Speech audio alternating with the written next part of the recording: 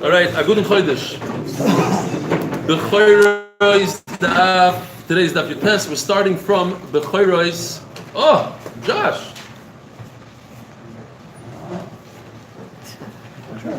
Shtei Rechelo. We're holding from. We're starting Daf Yomi with base. Very simple Mishnah, but we have a lot to accomplish because we ended off. We didn't have a lot of time yesterday because of Rish Chodesh, as we have today. Says the Mishnah,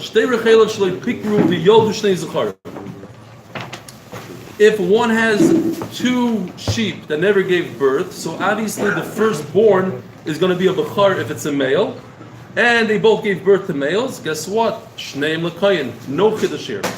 Zachar u'nekeva, if they gave birth, one gave birth to a male and one gave birth to a female, has zachar l'kayin. Again, no chiddush. Shnei zacharim u'nekeva. Here it gets interesting. Because two sheep gave birth to three offspring, and one happens to be a female, so this messes everything up because maybe one of the two sheep that gave birth to the female first, and there's no bechor. But there's definitely one bechor here. Therefore,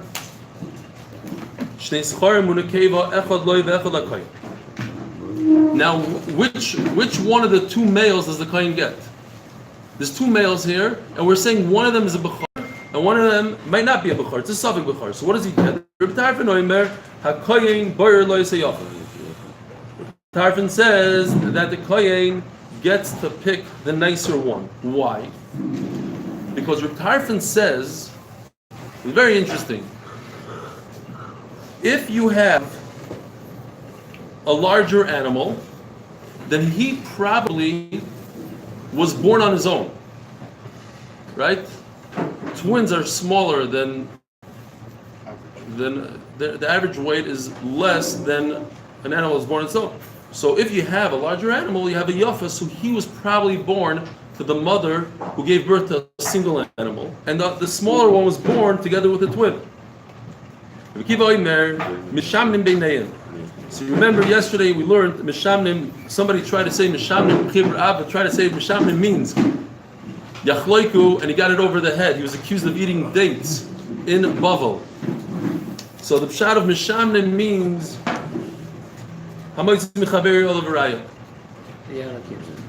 the owner gets the better one and the kohen gets the smaller one. Vasheni, and the one that the owner gets, the big one, Yire Achi Stoiv. These are all halachas that we learned already, so we could move. But basically, when you have an animal that is a suffix, the Yisrael has an animal that it's possible that was born first, but we don't know. We're saying that maybe his sister, the twin sister, was born first, so therefore he is not a Bechor, and that's why the Yisrael gets him. But the Yisrael has to be careful; he can't just eat him because maybe he is a Bechor. So you have to let it graze and wait until it has a mum. Then you could eat it. V'chayev b'matanois, and you are chayev b'matanois. Why? Because we said yesterday you have a memon shach. The kohen comes with from both angles. The kohen tells the Yisrael, wait a minute, the animal that's in your hand is either a bechor, and therefore it's completely mine. It's the kohen's. And if it's not a bechor, then it's a chulin, and chulin you have to give the proper matas to the kohen. You give the zroya l'chayayim v'keva to the kohen. So either way, I get the matanas. Rabbi Yossi Poiter, we explained yesterday, Rabbi Yossi says a big chiddush, that we pretend that the kohen actually owned the large animal, and he just did a deal with the Yisrael, and he gives the Yisrael the large animal, and they make a switch. The Yisrael gives the kohen the small animal, the kohen gives the Yisrael the large animal. But at one moment, for a split second, the kohen owned the large animal, the good one, that the Yisrael eventually gets. And because he owned it for a second, that gives it a p'tur from Matnes Kuna, because it's as if he sold off this animal with a mum. Mei sechod mem, same halacha like we had yesterday. If one of the two males died, now again over here you see in the Mishnah, it's good for me. You see again in the Mishnah that Rabbi Tarfon took it back. A second ago, Rabbi Tarfon said that the kohen gets the better one, because Rabbi Tarfon is going with the theory that there's a larger animal in one birth, two births. Now all of a sudden he says Yachloiku, that we split it evenly. There's no svaris anymore. Which one was born to who and how? Rabbi Kiva Omer Hamoitzi Mechaveri Olav Araya. Rabbi Kiva sticks to his sheet always Hamoitzi Mechaveri Olav Araya, and therefore it stays with the Yisrael. The Kohen wants it; he has to prove if it was born as a Bechar, and he can't prove it, so it stays with the Yisrael. Shtei Nekevos v'Zochar. They gave birth. So 2 mothers gave birth to 3 babies. 2 of them are female and 1 of them is a male. So it's possible that there's 0 Bechorim here, that each mother gave birth to a female first. Doesn't matter how many males they are, as long as there's 2 nekevos. We could assume perhaps that the mother gave birth to the female first in both cases. Ein kan l'kohen klum, the kohen gets 0. New case. Achas bikro v'achas lo bikro. You have 2 sheep that are giving birth. One gave birth prior to this. So therefore, whatever she gives birth now, no matter what, is not a bechar. And one never gave birth before. V'yolda shnei zecharim. And they gave birth to 2 males. Echad lo v'echad lo kohen. Because this is the most obvious case. One does not have a bechar, no matter what. She already gave birth last year. So if she gives birth to a male, the male is not a bechar. The other one never gave birth. Excuse me. The other's firstborn is definitely a bechar, and that's why the kohen gets 1. But which one does he get? There's 2 males here. One weighs 10 pounds, one is 20 pounds. Which one does the kohen get? So over here, Tarvin comes up. He's still on the same theory.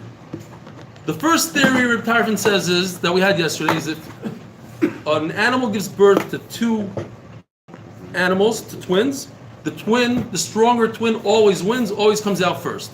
That was yesterday. He took that back. He regretted it. Today we learned one theory that if you have you have 2 sheep, one gave birth to 1 animal and one gave birth to 2 animals.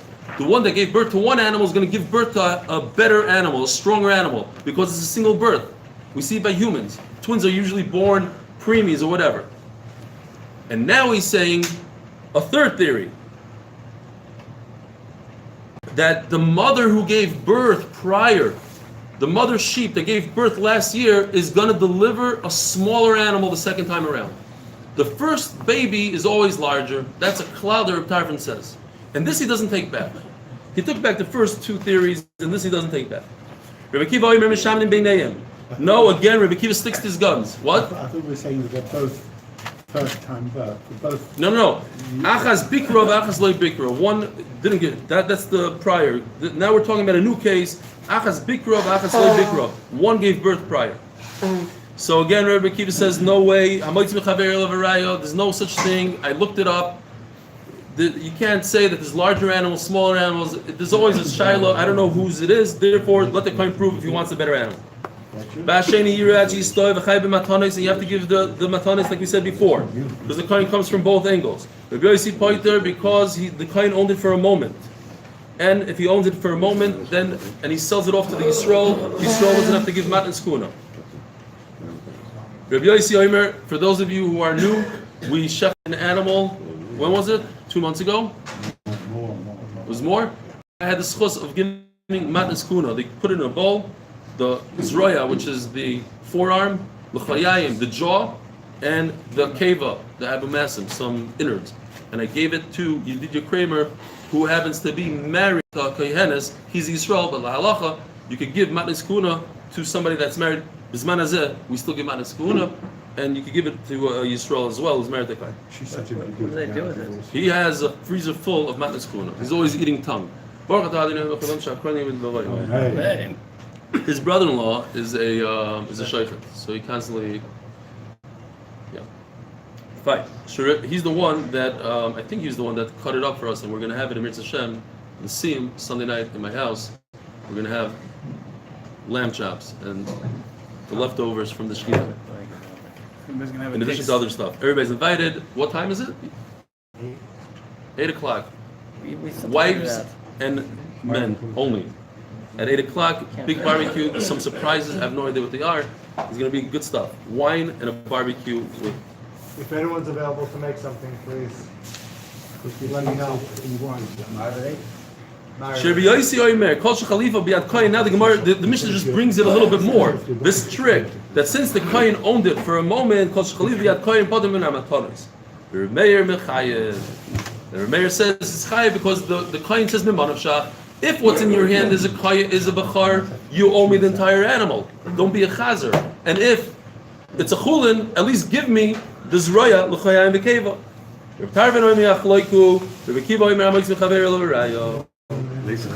Oh, sorry. Meis Echad Mem. One of these two. Again, the same halacha. Zachor Nekeva. Again, you have a situation where one animal gave birth prior to this and one animal didn't. One gave birth to a Zachor, one gave birth to Nekeva. So now what's the best case scenario? That the one that never gave birth to a male, but it's also possible that the one that never gave birth to the female. And then there's no Bechar at all. Therefore, the Mishnah says, Enkan L'Koyin Klum. The Koyin doesn't get anything. Says the Gemara Utzricha. We kind of explained it. We have the three cases where the animal gave birth, a single animal gave birth to twins at the same time simultaneously. And over there, Rebbe Tarfon says that the stronger one comes out first. Utzricha, Diyash meaning Kamaisa, Ba'ikama Rebbe Kiva, the Trei Mechada, Aval Rechelov Shloi Bikru, the Trei Mechada. Let's go slow over here. When one gives birth to two, Rebbe Kiva says that's not true. The stronger one doesn't come out. You see it a lot of times. Twins, you have a bigger twin, will come out second. Mechatesa that it comes out first. Like what we said yesterday. What? Like what we said before. No, yesterday we were talking about Reb Tarfon's far. Now we're saying Rebbe Kiva argues.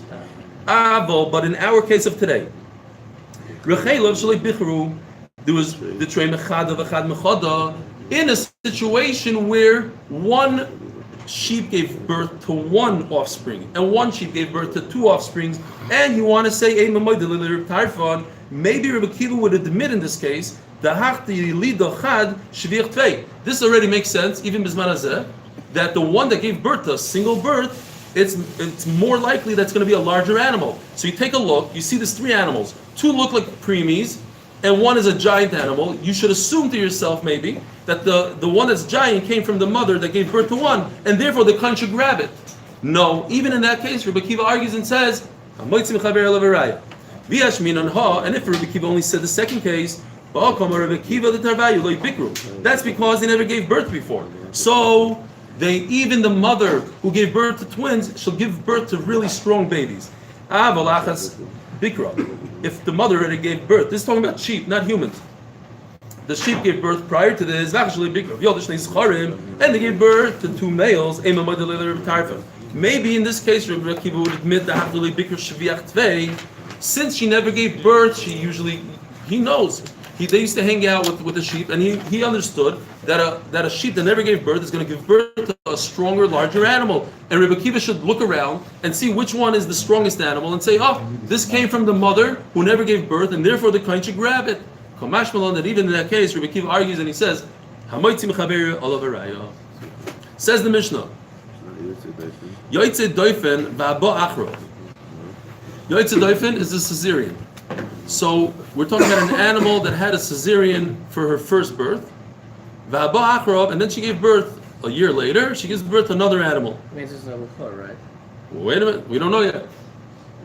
I'm sorry that Yisach is not here because I kind of gave him a hard time on Shabbos. I don't know if you were here. I told him he was saying what's Shabbos Torah, but he was mechaven to this mission. But anyways, we don't know anything yet. So we assume a lot of things. Now we know what a Bechor is, but we don't know yet. So a Bechor, the word Bechor can mean two things. It can mean Heterechem, that it's the first that comes out of the womb, a natural birth. And it also means, Bechor means the first. It can mean one of the two things, or maybe both. Reb Tarfon says, I don't know what it means. I don't know. I have a suffix.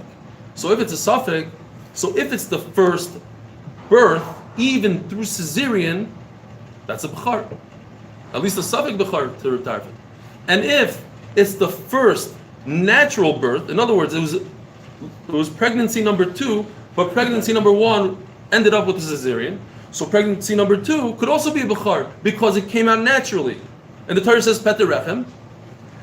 So it's one of the two, says Reb Tarfon. Each one is a Bechor. So now I have two Bechorim walking around there. The one that was born through cesarean and the one that was born naturally later.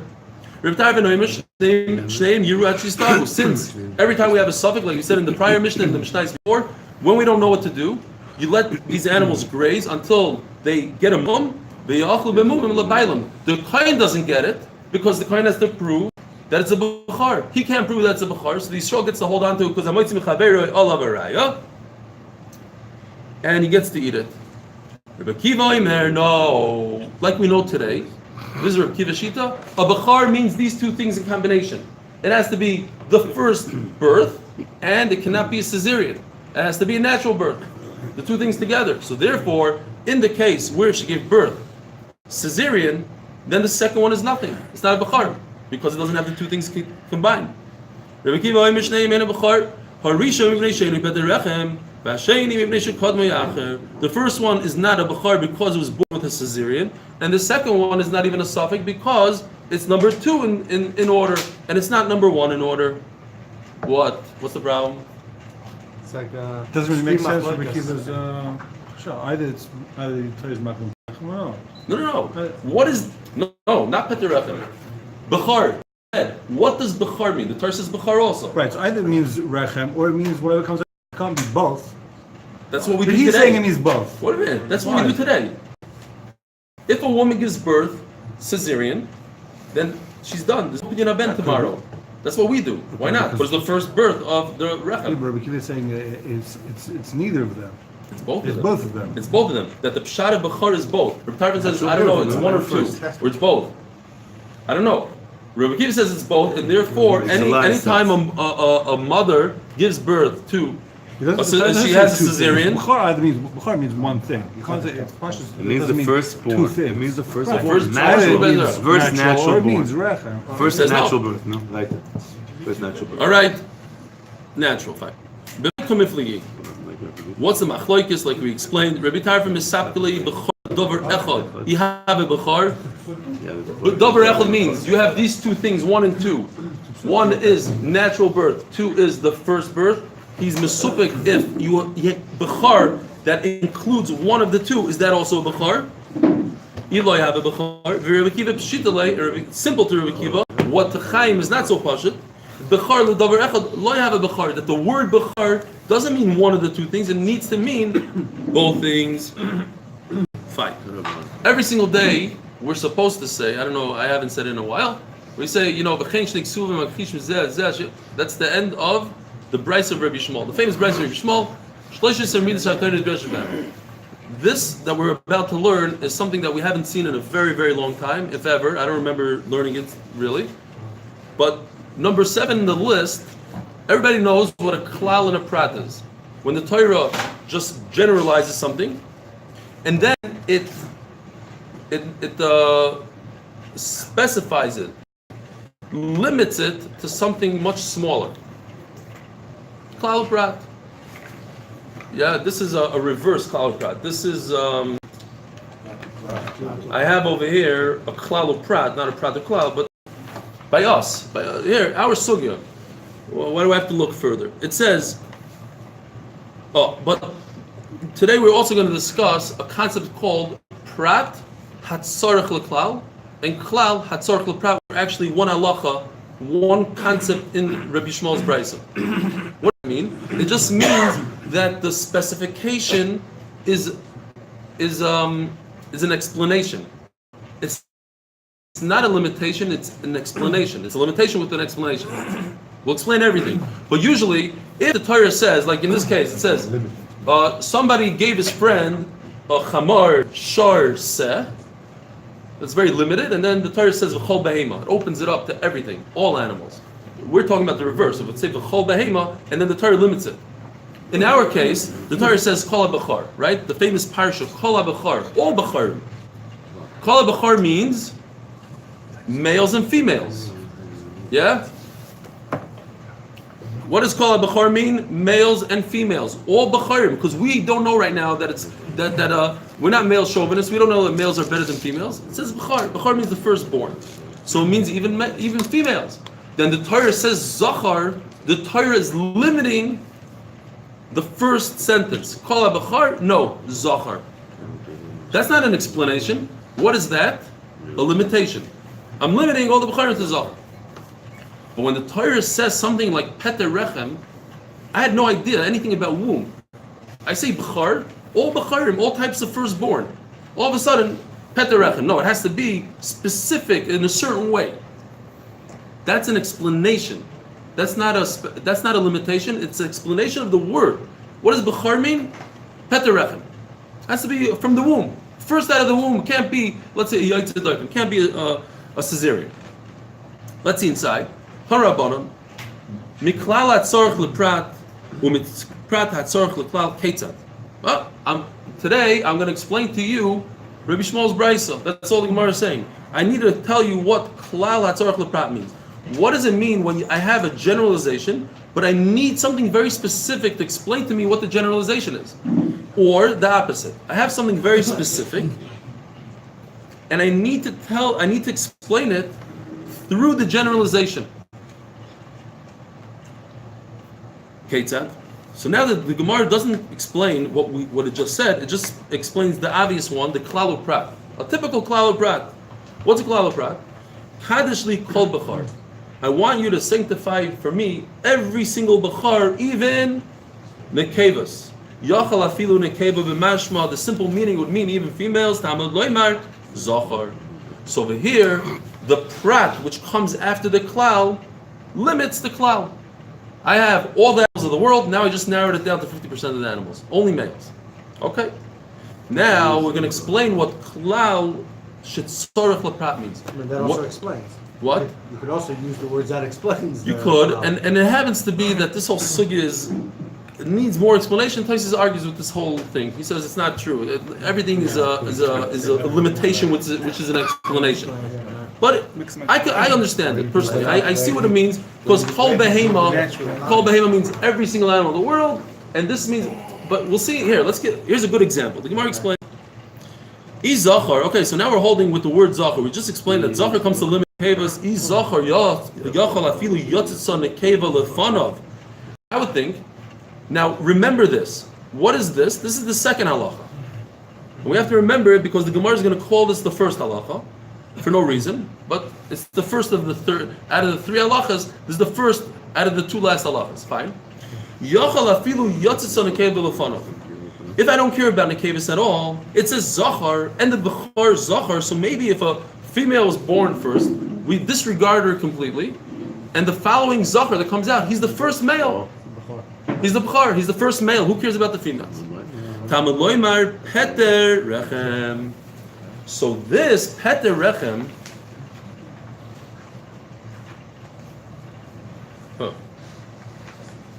so this, I just made a thing. Here's a typical klal prat. It says Bechar and Zachar. So Zachar explains the Bechar. That we all understood. Here's the second one. Here I have a word Bechar, and I have no idea what it means. Bechar.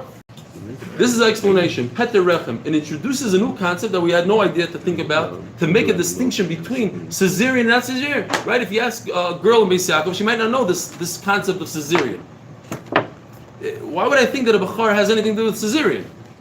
Peter Rechem is not a limitation.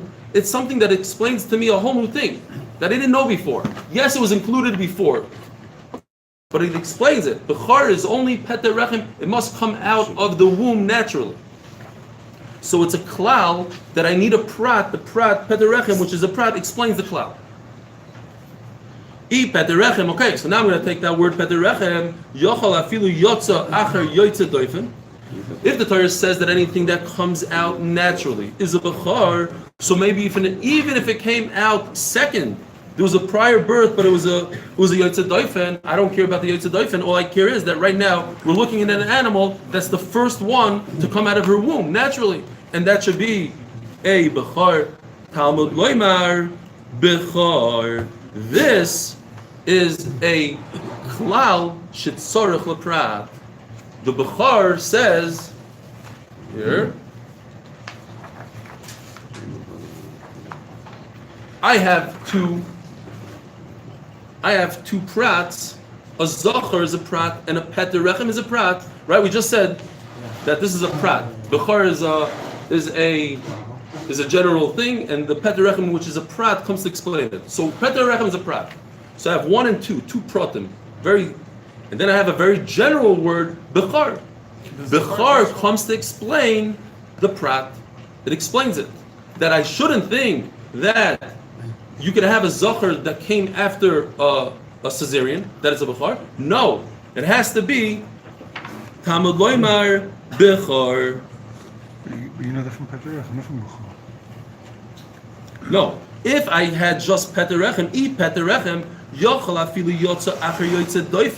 I would think that even if it came out, so forget about peterechem now. The word bechor means first for everything. It can't come number 2 after a peterechem. It has to be bechor. Bechor just explained to me what is considered a bechor. It can't be the first of a peterechem. It has to be the first in order of birth. That's what bechor comes to teach me. So it's an explanation of peterechem. It's an explanation of zachar. Don't think zachar means the first zachar, or even if the zachar came after an akeva. This will include another halacha. What if there was a female and then a male? So maybe that's also a bechor. No, bechor has to be first for everything. Okay.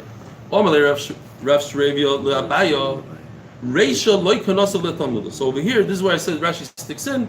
Reisha doesn't mean necessarily the Reisha. It means the second halacha. What's the second halacha? That the Gemara asks, maybe if a zachar is born after an akeva, then it should be a bechor. What should the Gemara answer? The Gemara could answer this. Bechor. Flip it. Oops, sorry. Yeah, sorry. Bechor means one of these two things. It means that it has to be Rishon. And since a female was born before, I'm asking you, if a male was born right after a female, 2 years apart, maybe it's the first male and it should be a Bechor. No, it can't be. Because the Torah says the word Bechor, and Bechor, the translation is number 2 over here, Rishon. It has to be first. So what does that prove to me? That Bechor doesn't mean Rishon. Bechor means these two together. So in the beginning, the Gemara doesn't use this word Bechor. The Gemara used... Has to be together, one. Because the Gemara didn't use this Bechor. The Gemara didn't use this because you need 2 of them together. So what do you want to say? The Gemara said, I have another word. I have Peterechem. He's asking, why did the Gemara come on to Peterechem? Just say the Torah said Bechor, and Bechor means the first, and it can't be that if a male is born after a female, that he should be a Bechor, because he's not a Bechor. It doesn't fit into the word Bechor. By the word Bechor doesn't mean Rishon. He's asking a stira, a contradiction. From the Reisha, from that case, it seems like Bechor doesn't mean Rishon. Let's see it inside. When you ask you the question, how come a male that's born after a female is not considered Bechor? You didn't pull this word out. You didn't pull out Bechor. You should have just pulled this out. Instead, you came up with a whole other pshat, Peterech. Alma Bechor l'davar echad have a Bechor. Seifa kanasav l'talmud Bechor. And at the end, the second case, that if it was born after a Yotzei Doifen, then we say Bechor means both. Alma Bechor l'davar echad have a Bechor. Amalei loylam Bechor l'davar echad lo have a Bechor. No. So now we have 2 shatim. How to explain the stira? Loylam Bechor l'davar echad lo have a Bechor. Really, Bechor for one thing is not considered a Bechor. V'reisha hachi kamar. Let me explain to you that what the Gemara was asking is not a male born after a female. It's asking a completely different question. That this answer made more sense. He's asking on a firstborn male. Period. The Gemara's question was, what if a male was born with a Caesarean? Maybe it should be considered a Bechor. On that I can't answer. I can't pull this word out, Bechor, because it's still the first one. It was the first of the first of the first. On that I need the word Peterechem. It's Yotzei Doifen, a Caesarean. It's not a Peterechem. Did it come out of the womb? Ravina says there's no contradiction because a Bechor l'davar echad have a Bechor. One thing, one out of the 2 is considered a Bechor. So the Gemara just says that Ravina is learning the word Bechor. He's not learning that Bechor is l'davar echad or not l'davar echad. He's learning it as a ribuy. The word bechar is extra to him, and it's a big nafkamina. The word bechar is extra. I don't need the word bechar, so that's how I could exclude Isa. So I'm not learning the word bechar. What's the meaning of the word? Like we just learned until now. What's the meaning of the bechar? I'm learning that the word bechar is extra, and that gives me one special limud. It gives me one freebie, not a general explanation of the word.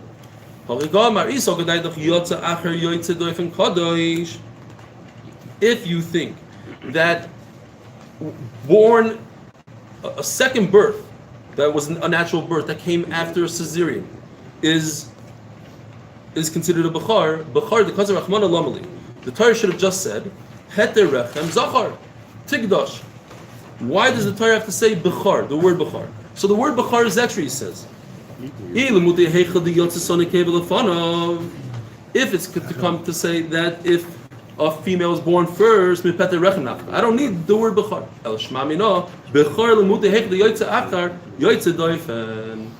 Comes to tell us that in that one case, that a male was born after a cesarean, he's not considered a bechar because it says the actual word bechar. If you're thinking this is a little of the sugya, you're right. It's a tricky sugya. Yes, a very good kasha. I'll just say it outside. If you have a limud, you have the word bechar, it's extra, I'm going to learn one thing out of it. Well, I have two cases here. I have a case of a male born after a female, and I have a case that a male is born after a male. I need two miyutim for those two cases. And they're different, explains Rashi. Because a male born after a male has two things going wrong for him. First of all, he's the second one, and he's the second male. He's a second male, and he was born after cesarean. And a male born after a female only has one thing going wrong for him. He's the first male to this animal. And if I have two limudim to learn out of, I need to use this word bechar to limit one. What am I going to choose first? The easier one, the one that's less of a bechar, which is a male after a male. So let's see it inside. If that's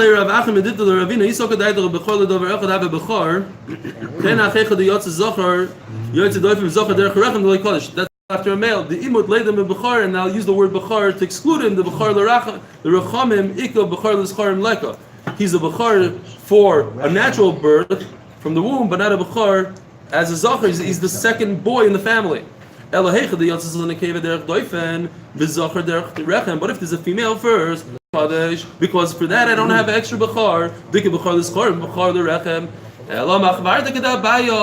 Don't say that the limud is from a ribuy because you have one limud to use as a ribuy. You have to say like Abaya, who by the way doesn't argue with Ravina at all in halacha. They both agree to all the concepts. They just say, how do I get to it? Abai says, I get to it because the meaning of bechar means that it's not a yaitze doifen and there's no male, there's no other offspring before it.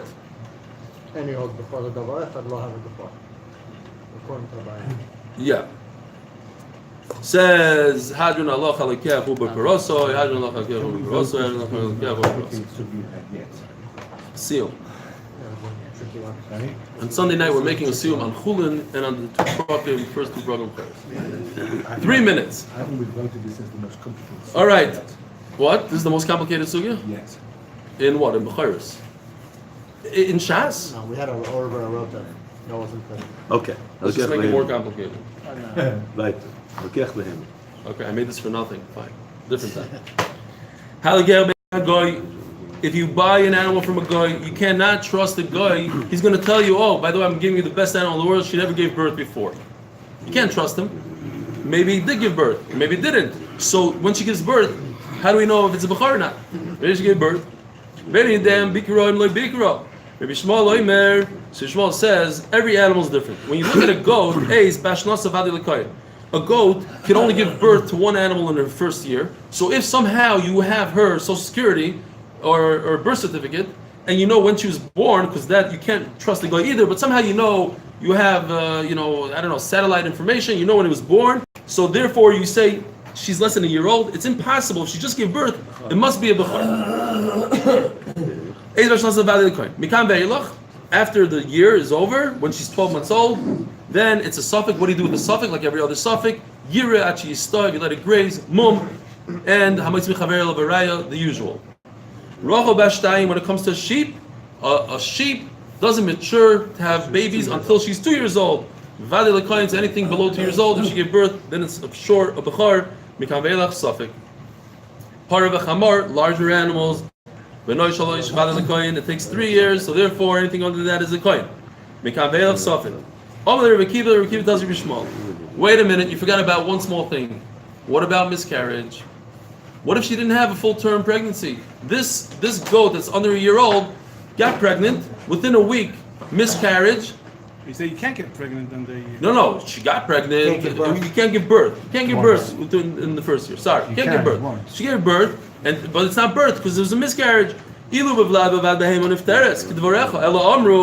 But this is a concept called miscarriage. Siman avlad b'behema. We learned that if you want to know if a animal had a miscarriage, tinov, behema daka tinov. There's some soil, this blood, and you assume there's some sort of leftover, or it contains the fetus. Ubegasa. When it comes to larger animal, you have a shilya, you have the afterbirth. Ubekisha, and a woman, a human. The shvir is the how do you say shvir in English? Embryo. No, the placenta. With the shilya is the embryo. It's the outline, says Rashi, of the fetus. Or it's either or. Zaklal kol sheyidua shebikra in kan l'koyin kulo. If you know for a fact that she had a miscarriage, you're right. The kohen doesn't get anything. Or in the first case, if we know that the guy's animal had a baby before, the kohen doesn't get anything if you know it for certain. The chol shelo bikra areiz l'koyin. And if you know for a fact that she never gave birth, you know that she never had tino for anything, then it's 100% the kohen's. Safek, if you don't know, and then the owner gets to keep it, and as long as it grazes and has a mom. I believe we're going to catch up because these dapim look pretty small. We'll be okay.